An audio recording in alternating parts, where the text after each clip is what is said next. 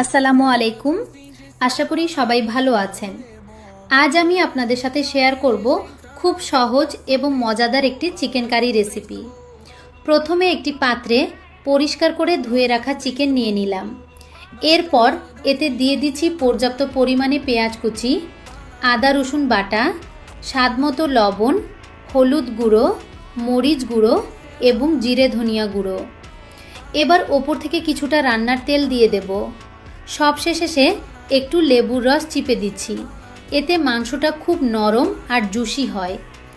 এখন হাত দিয়ে মশলাগুলো মাংসের সাথে খুব ভালো করে মেখে নিতে হবে। মাখানো হয়ে গেলে একটি কড়াইয়ে সামান্য তেল গরম করে ম্যারিনেট করা চিকেনগুলো দিয়ে দেব।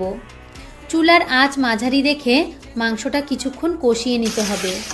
মাংস থেকে যখন তেল ছাড়তে শুরু করবে তখন এতে ছোট করে কাটা টমেটো দিয়ে দেব।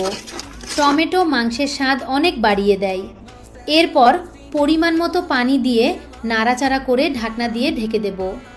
মাঝারি আঁচে কিছুক্ষণ রান্না করার পর ঝোলটা ঘন হয়ে এলে এবং মাংস সেদ্ধ হয়ে গেলে নামিয়ে নেব। ব্যাস, তৈরি হয়ে গেল গরম গরম মজাদার চিকেন কারি।